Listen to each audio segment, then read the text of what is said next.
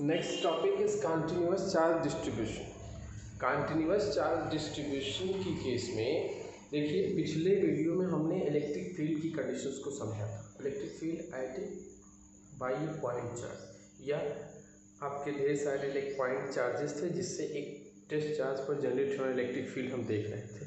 लेकिन अभी क्या है कि कहता है चार्जेस जो है एक बड़े से किसी भी एलिमेंट, कोई भी ऑब्जेक्ट है उसमें सेपरेटेड कंडीशंस पे डिस्टेंस कंडीशंस पे वो मैनेज किए गए, मतलब वहाँ पे उनके अंदर कई चार्जेस हैं और ऐसी कंडीशंस में उसके द्वारा कितना फोर्स या फील्ड जनरेट होगा, तो ये निकालना आपके इलेक्ट्रिक फील्ड का जो वहाँ पे फार्मूला था उससे संभव नहीं होगा।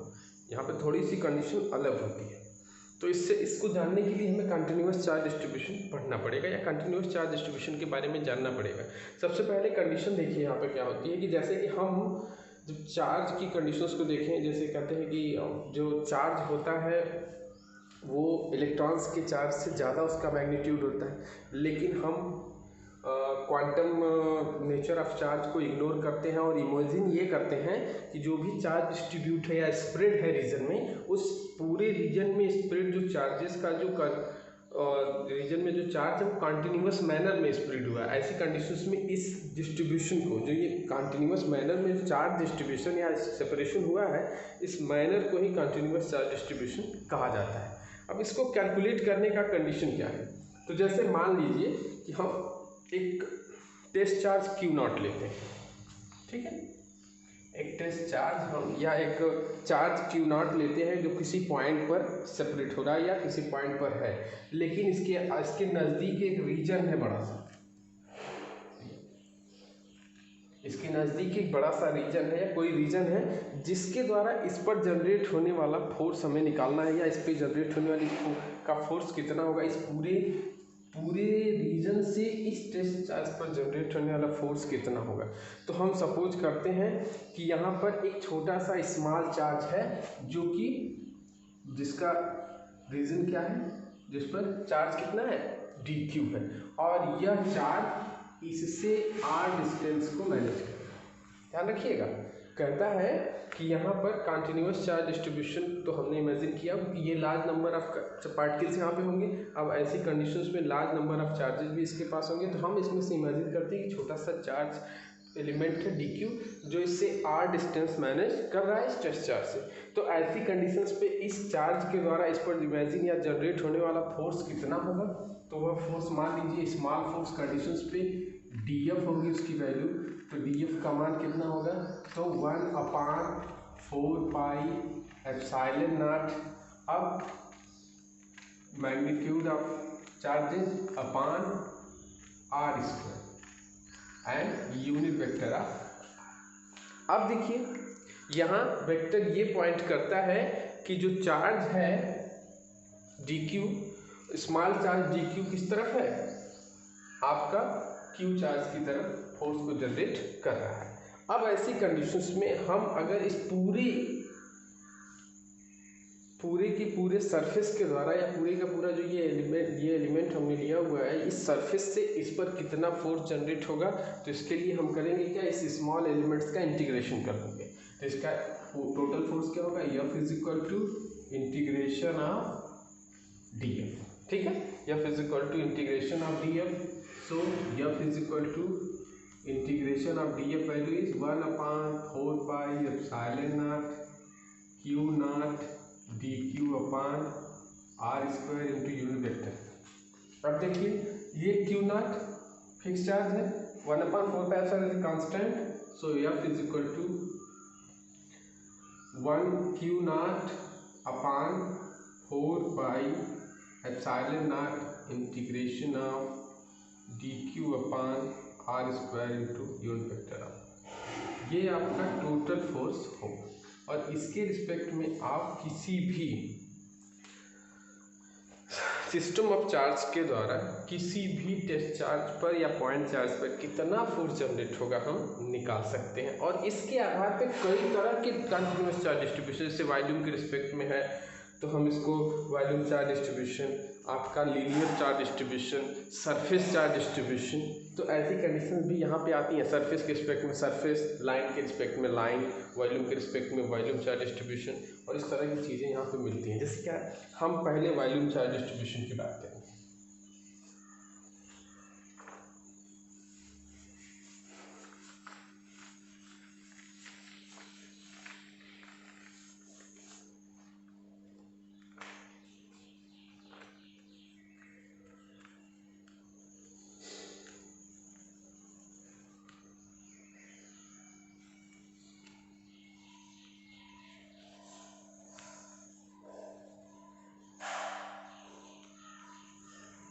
वॉल्यूम चार्ज डिस्ट्रीब्यूशन, तो वॉल्यूम चार्ज डिस्ट्रीब्यूशन की कंडीशंस में ये वह चार्ज या कंडीशन या वह चार्ज डिस्ट्रीब्यूशन है जहाँ पे एक चार्ज जो है या चार्जेस जो है 3 डायमेंशनल वे पे सेपरेट होते हैं। ठीक है, 3 डायमेंशनल वे पे या रीजन पे सेपरेटेड होते हैं। मान लीजिए उसका वॉल्यूम v है, तो ऐसी स्थिति में पहले हम वॉल्यूम चार्ज डेंसिटी निकालते हैं। तो वॉल्यूम चार्ज डेंसिटी को हम रो से डिफाइन करते हैं, जिसकी वैल्यू होती है dQ/dV।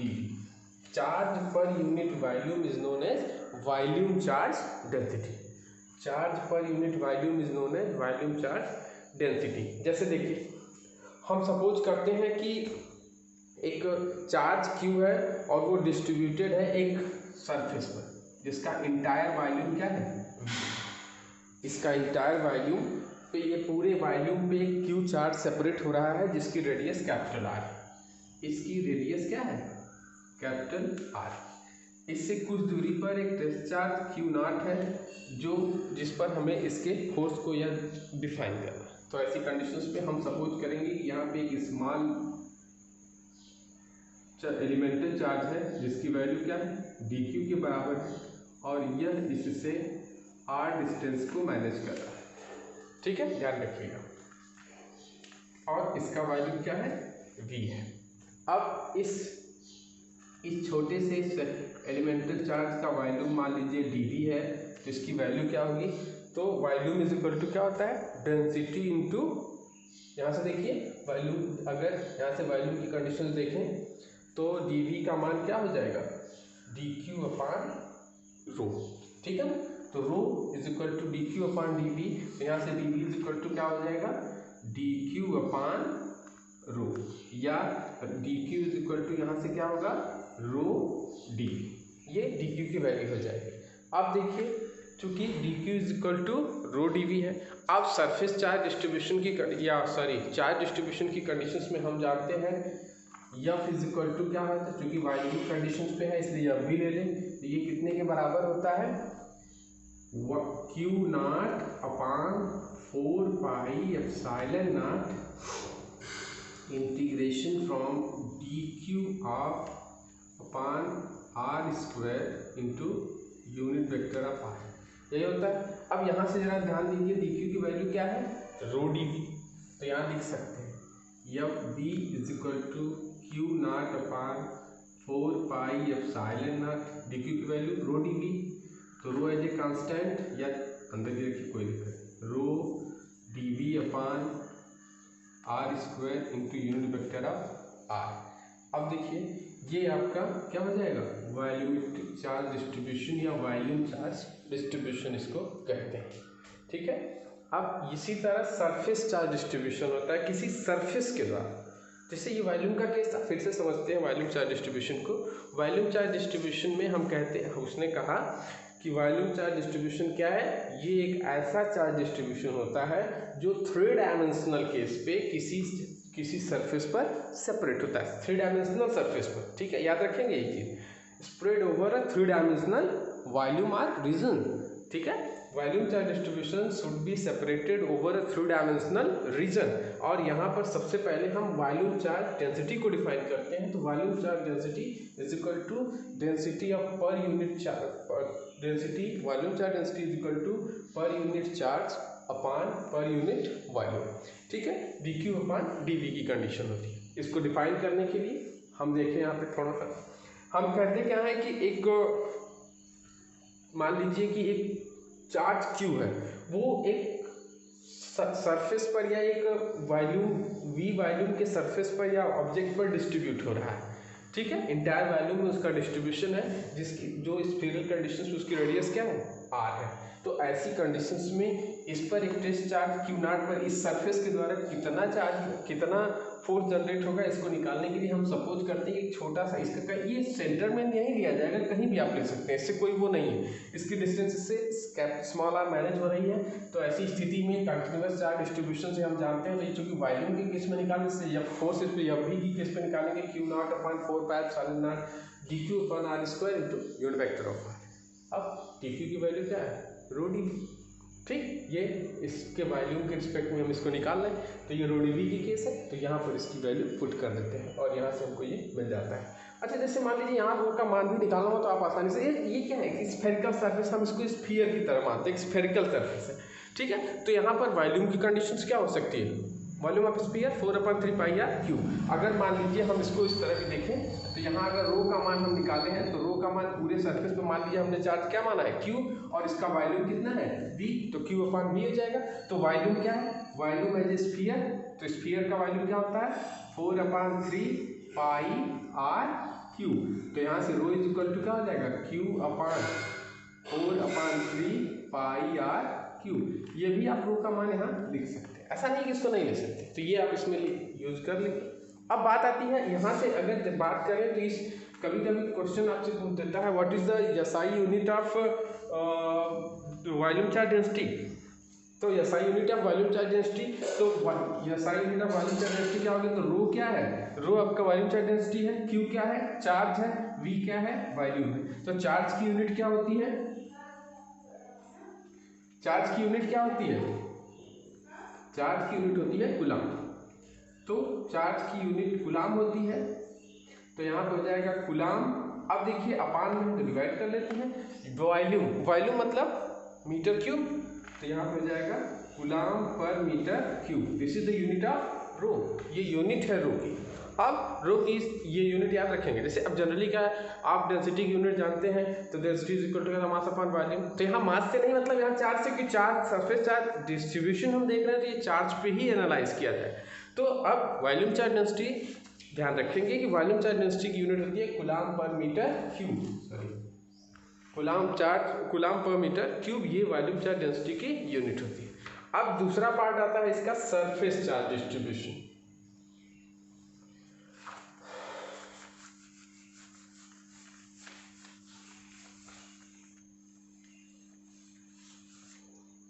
देखिए अब सरफेस चार्ज डिस्ट्रीब्यूशन,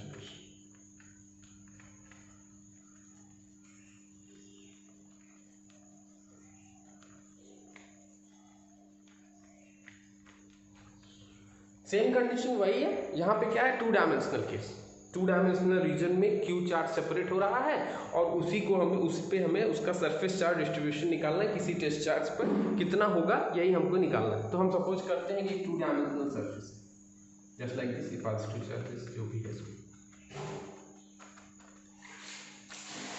ठीक।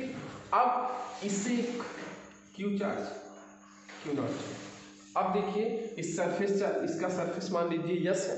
अब यहाँ पर एक छोटा सा स्मॉल एलिमेंटल चार्ज हमने लिया, वो क्या है dq के बराबर होगा और यहाँ से यहाँ तक की दूरी क्या है मान लीजिए r, ठीक। अब कंडीशन ध्यान दीजिए, अब सरफेस चार्ज डिस्ट्रीब्यूशन कैसे, वॉल्यूम चार्ज डिस्ट्रीब्यूशन में क्या था कि हम 3 डायमेंशनल रीजन ले रहे थे और उसके अंतर्गत जो चार्ज सेपरेशन है उसके बीच का रेशियो ही डिफाइन होता था। तो surface charge distribution it is a charge distribution spread over a 2 dimensional surface, ठीक है। 2 डायमेंशनल सरफेस पर स्प्रेड होने वाले चार्जेस को क्या कहेंगे हम, सरफेस चार्ज डिस्ट्रीब्यूशन कहेंगे। अब इसको निकालने के लिए सबसे पहले हमें सरफेस चार्ज डेंसिटी जानना जरूरी है। तो surface charge density is the density, ये डेंसिटी का सरफेस चार्ज डेंसिटी को हम डिफाइन करते हैं सिग्मा से, हाँ सिग्मा से डिफाइन, तो इसको सिग्मा से डिफाइन करते हैं। तो ऐसी स्थिति में सरफेस चार्ज डेंसिटी किसी भी पॉइंट पर अगर हमको निकालना है तो ये क्या है चार्ज पर यूनिट एरिया, या चार्ज पर यूनिट एरिया को हम सरफेस चार्ज डेंसिटी के अंतर्गत डिफाइन कर सकते हैं। तो मान लीजिए स्मॉल एरिया में चार्ज क्या है dq है और इस एरिया का केस क्या है ds है, ठीक है। तो पर यूनिट सरफेस पर या पर यूनिट एरिया पर जितना भी चार्जेज हैं वही क्या है, सरफेस चार्ज डेंसिटी होता है। जैसे वॉल्यूम चार्ज डेंसिटी वैसे सेम, क्योंकि वहाँ 3 डायमेंशनल केस था, यहाँ 2 डायमेंशनल केस, और कोई डिफरेंस नहीं आता है। ठीक है, तो उसी आधार पर जब इस चार्ज का, अब देखिए डी का केस है, तो यहाँ से जैसे rho sigma is equal to d upon d s होगा, तो यहाँ से डी की वैल्यू क्या हो जाएगी, सिग्मा डी एस होगी। अब इस स्मॉल चार्ज के द्वारा इस पर लगने वाला फोर्स कितना होगा, F is equal to 1/4 pi epsilon naught, क्योंकि सरफेस से F S. Continuous charge distribution के केस में देखेंगे integration of from where to where D Q naught should be also upon R square into unit vector of R. So F S is equal to Q naught upon 4 pi epsilon naught integration of D Q, value of D Q is equal to sigma D S upon R square into unit vector. ये आपका surface charge. यहाँ यही ध्यान देना, जैसे वहाँ क्या था, डीबी था, यहाँ डीएस हो गया, ये अंतर है थोड़ा सा। अब बात आती है कि ये जैसे चार्जेस की केस में हम चार्ज हमेशा, देखिए हमने जैसे पिछली कंडीशन में वॉल्यूम लिया तो स्फेरिकल केस, उसी तरह यहाँ भी इसको हम, जैसे हमने तो एक सीट की तरह लिया, लेकिन 2 डायमेंशनल केस में भी इसको स्फेरिकल कंडीशंस पे लेंगे। तो सरफेस का केस है, यानी अपर सरफेस, तो सरफेस एरिया ऑफ स्फीयर क्या होता है, 4 पाई आर स्क्वायर। तो अगर इस होल कंडीशंस पे हम अगर इसकी डेंसिटी को देखें तो ये क्या हो जाएगा, क्यू इस पे टोटल चार्ज था और इसका सरफेस एरिया क्या है, यस, तो यहाँ से sigma is equal to Q upon S, surface area of sphere क्या होता है, 4 पाई आर स्क्वायर। मान लीजिए इसकी भी रेडियस हमने आज से, ये स्फेरिकल पार्ट है ना, स्फेरिकल सरफेस, वो मान लेते हैं ऐसा कि स्फेरिकल सरफेस है जिसका सरफेस एरिया यस, तो 4 पाई आर स्क्वायर हो जाएगा। तो यहाँ से अगर इसकी यूनिट की बात करें तो क्या होगा, इसकी यूनिट भी इसकी हो जाएगी यूनिट कूलम पर मीटर स्क्वायर। ठीक है, याद रखें इसकी यूनिट क्या होगी, कूलम पर मीटर स्क्वायर।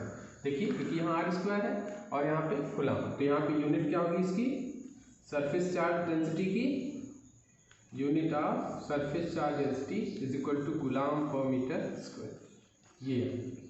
ठीक, तो यहाँ पे ध्यान देने वाली बात ये है कि सरफेस के केस में हम 2 डायमेंशनल केस, और आपका इस केस में जो भी याद रखिएगा कि हम जब भी लेंगे 2 डायमेंशनल केस, और वॉल्यूम के केस में 3 डायमेंशनल रीजन पे क्यू चार्ज सेपरेट होगा। यहाँ क्या है, 2 डायमेंशनल रीजन पे ही क्यू चार्ज सेपरेट होगा। अब तीसरा है लीनियर चार्ज डिस्ट्रीब्यूशन।